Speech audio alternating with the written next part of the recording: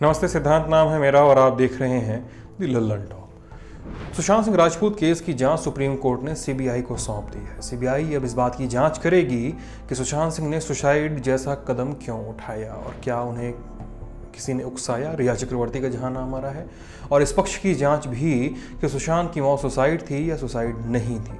अब जहां सीबीआई के पास है तो ये जानना भी रोचक होगा कि ऐसे मामलों में सीबीआई का स्ट्राइक रेट क्या रहा है, कितनी सक्सेस रही है सीबीआई।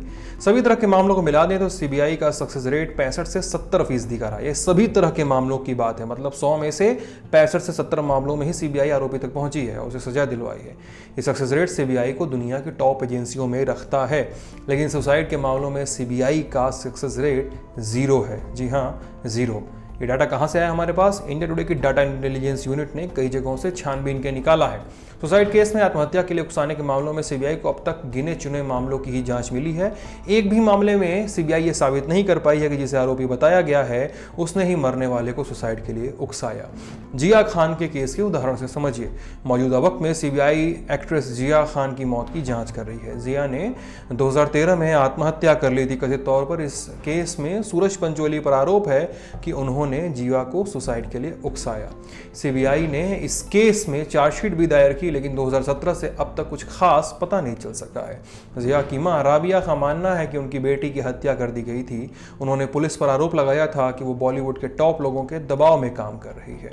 मामले को लेकर सूरज पंचोली कहते हैं कि मैं 21 की उम्र से कोर्ट जा रहा हूं और आज मैं 29 साल का हूं। 8 साल से मैं अपनी कानूनी लड़ाई कोर्ट में खुद ही लड़ रहा हूं। मैंने राबिया खान के खिलाफ मानहानि के 2 केस जीते हैं, लेकिन वो लंदन में बैठकर इंटरव्यू दे रही हैं। सीबीआई का रिकॉर्ड निराशाजनक क्यों है?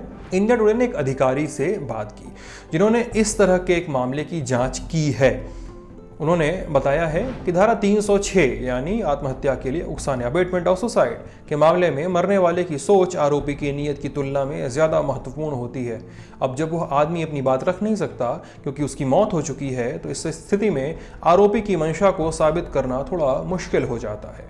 उन्होंने आगे बताया, इस तरह के मामले में किसी को तभी सजा हो सकती है जब यह साबित हो कि मृतक के सुसाइड के पीछे आरोपी है और ज़रूरी सबूत मिले कि आरोपी ने उसे सुसाइड के लिए उकसाया, भड़काया और सुसाइड करने के अलावा कोई और ऑप्शन नहीं छोड़ा।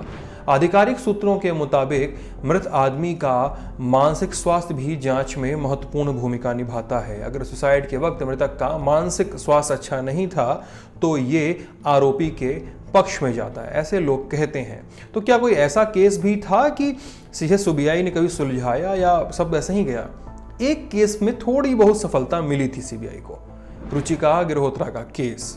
12 अगस्त 1990 को 14 साल की टेनिस खिलाड़ी रुचिका के साथ हरियाणा पुलिस के तत्कालीन इंस्पेक्टर जनरल SPS राठौड़ ने अपने ऑफिस में कथित तौर पर छेड़छाड़ की। रुचिका ने मामले की शिकायत की और बाद में हरियाणा पुलिस ने रुचिका के परिवार को कथित तौर पर परेशान किया। 28 दिसंबर 1993 को रुचिका ने कथित तौर पर आत्महत्या कर ली। सुसाइड केस को लेकर कोर्ट ने 1998 में सीबीआई जांच के आदेश दिए। सीबीआई ने 2010 में चार्जशीट दायर की राठौड़ के खिलाफ। ये रुचिका को सुसाइड के लिए उकसाने को लेकर नई FIR दर्ज की। कोर्ट ने 2016 में राठौड़ को इस बात के लिए दोषी माना कि उसने रुचिका के साथ छेड़खानी की थी, लेकिन यह भी कहा कि राठौड़ ने उसे सुसाइड के लिए मजबूर नहीं किया। यानी इस केस में लगभग राठौड़ तक तो सीबीआई का शिकंजा पहुंचता है, लेकिन अबेटमेंट का केस नहीं प्रूव हो पाता है। तो ये खबर लेकर आए थे हमारे साथी आदित्य झा। मैं हूं सिद्धांत मोहन और आप लल्लन टॉप देख रहे थे। शुक्रिया।